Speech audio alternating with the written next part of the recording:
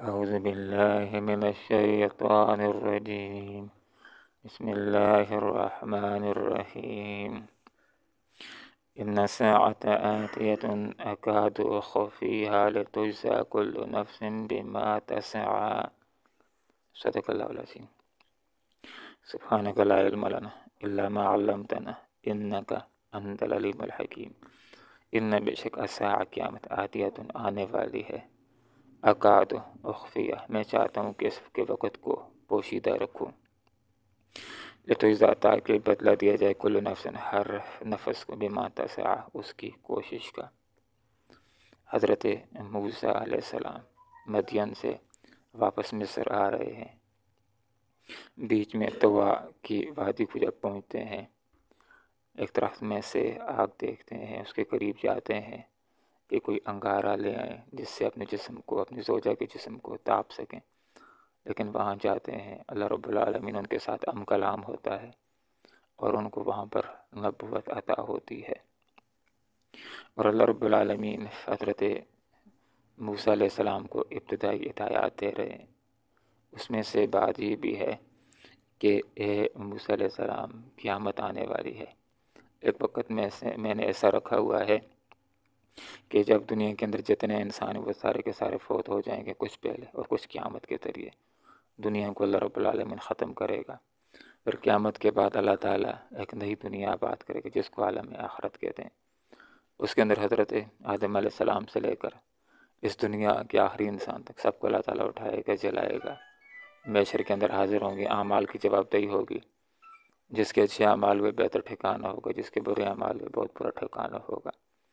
تو اب اللہ رب العالمین نے ایک بات یہ سکھلا دی موسیٰ علیہ السلام کو کہ قیامت آنے والی ہے۔ دوسری بات یہ سکھلائی کہ اللہ رب العالمین نے فرمایا کہ میں چاہتا ہوں کہ قیامت کے وقت کو پوشیدہ رکھوں۔ اللہ رب العالمین نے قیامت کے وقت کو بھی پوشیدہ رکھا ہے اور انسان کی موت کے وقت کو بھی پوشیدہ رکھا ہے، حال یہ کہ دونوں چیزیں اللہ کے ہاں طے شدہ ہیں۔ اللہ کو معلوم ہے کہ قیامت کب آئے گی، کس صدی کے اندر آئے گی، کس دن آئے گی، کتنے بج کر کتنے سیکنڈ کے اوپر آئے گی، لیکن اللہ رب العالمین نے کسی کو بتلایا نہیں کہ کس صدی کی، کس سال کی، کس مہینے کی، کس ہفتے کی اور دن کی کس گھڑی کے اندر آ جائے گی۔ اور اسی طرح انسانوں کی موت کے وقت بھی اللہ رب العالمین نے طے کر رکھا ہے کہ کس انسان نے کہاں مرنا ہے، کس سرزمین کے اوپر مرنا ہے، کیسے مرنا ہے، یہ طے ہے، لیکن بندے کو معلوم نہیں ہے۔ اللہ رب العالمین نے اس کو مخفی رکھا ہے، اور اس کو پوشیدہ رکھنے کے اندر بہت بڑی حکمت ہے، اور وہ حکمت یہ ہے کہ اگر کسی انسان کو یہ بات معلوم ہو جائے کہ 10 سال کے بعد قیامت آ جائے گی، یا کسی کو معلوم ہو جائے 3 سال کے بعد موت آ جائے گی، تو اس کی زندگی کے اندر جو دلکشی ہے، جو مزہ ہے، وہ ختم ہو کر کے رہ جائے گا، وہ مایوس ہو کر کے بیٹھ جائے گا اور زندگی کی چہل پہل ختم ہو جائے گی۔ تو اللہ رب العالمین نے اور اسلام نے یہ بتلا دیا ہے کہ موت کسی بھی وقت آ سکتی ہے، تو مطلب یہ کہ ہر وقت انسان کو کھٹکا لگا رہے اور انسان تیاری کے اندر ہے، ممکن ہے اگلے وقت میرا بلاوا آ جائے۔ تو اللہ تعالیٰ نے قیامت کے وقت کو بھی، حال یہ کہ اللہ کے یہاں طے شدہ ہے لیکن پوشیدہ رکھا ہے، موت کے وقت کو بھی حال یہ ہے کہ موت کے وقت طے شدہ ہے لیکن پوشیدہ رکھا ہے، کہ اس ہی کے اندر انسان کا امتحان مقصود ہے اور اس ہی کے اندر حکمت ہے، تاکہ انسان کا دھیان بھی ہو کہ کل کلا میں جا سکتا ہوں، اگلے لمحے میں جا سکتا ہوں، اور وہ ہر وقت تیاری کے اندر ہے۔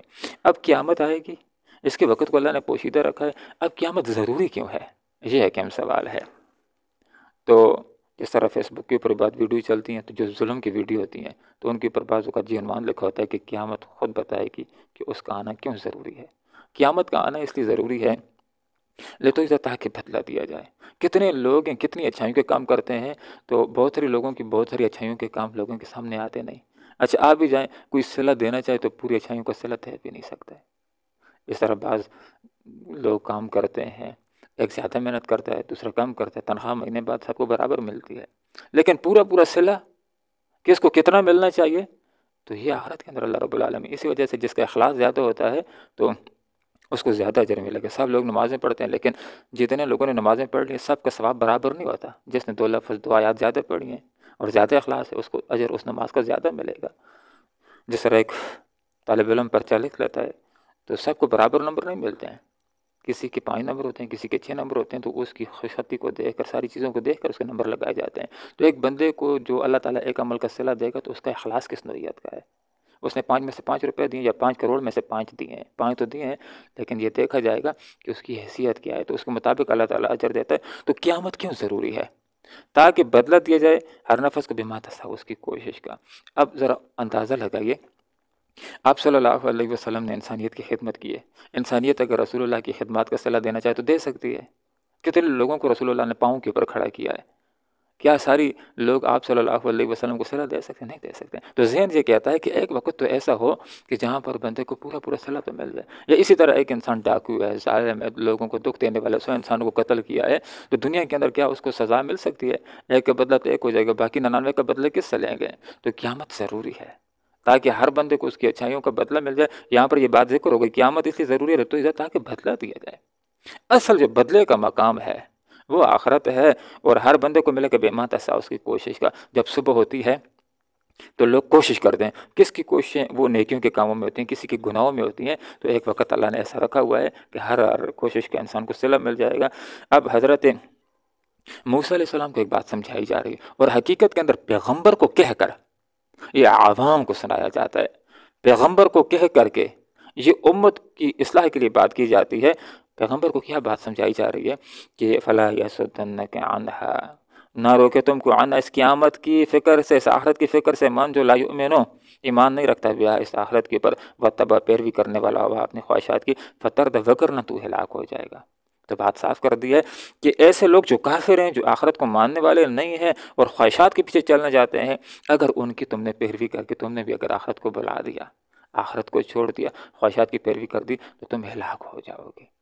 تو دو قوتیں ہوتی ہیں، ایک نیک لوگ ہوتے ہیں، وہ لوگوں کو اپنے راستے کی طرف لاتے ہیں، آخرت کے اوپر، ایمان کے اوپر، اور خواہش کو چھوڑ کر اللہ اور اس کے رسول کی پیروی کی طرف، تو یہ کامیابی کا راستہ ہوتا ہے۔ لیکن ایک طرف پہلے ایمان ہے، اب کافر ان کو دعوت دیتے ہیں، کوئی ان کو کہتا ہے کہ بس ایمان کو چھوڑ دو، فلاں ملک کا ویزا تمہیں مل جائے گا، ایمان کو چھوڑ دو اتنے پیسے تم کو دے دیے جائیں گے، یا اسلام کو چھوڑ دو تمہیں ہم یہ سلطنت دینے کے لیے تیار ہیں۔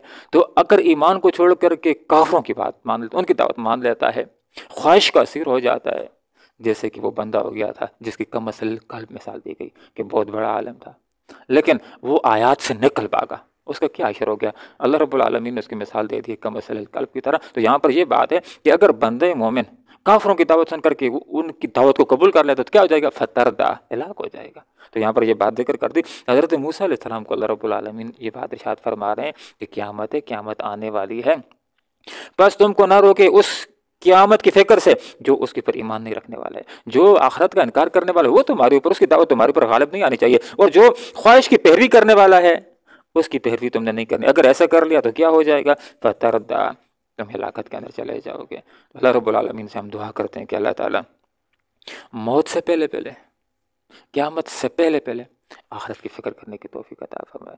اللہ رب العالمین سے دعا کرتے ہیں کہ اللہ تعالیٰ ہمیں سوچ کے ساتھ نیکیاں کرنے کی توفیق عطا فرمائے، کہ ہمارے ذہن میں یہ بات ہو کہ ایک نہ ایک دن ایسا آنے والے ہمیں اس کا صلہ مل جائے گا، موت کے بعد، آخرت کے بعد پورا پورا صلہ مل جائے گا۔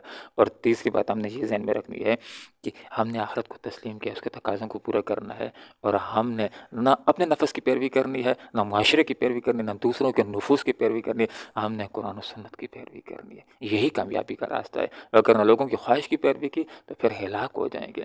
اللہ قرآن و سنت کو سمجھنے کی، عمل کرنے کی توفیق عطا فرمائے۔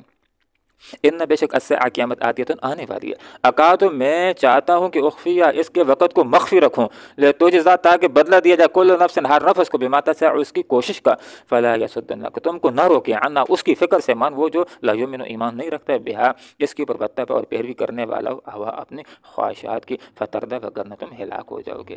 اللہم ربنا آتنا فی الدنیا حسنہ وفی الآخرۃ حسنہ وقنا عذاب النار برحمتک یا ارحم الراحمین۔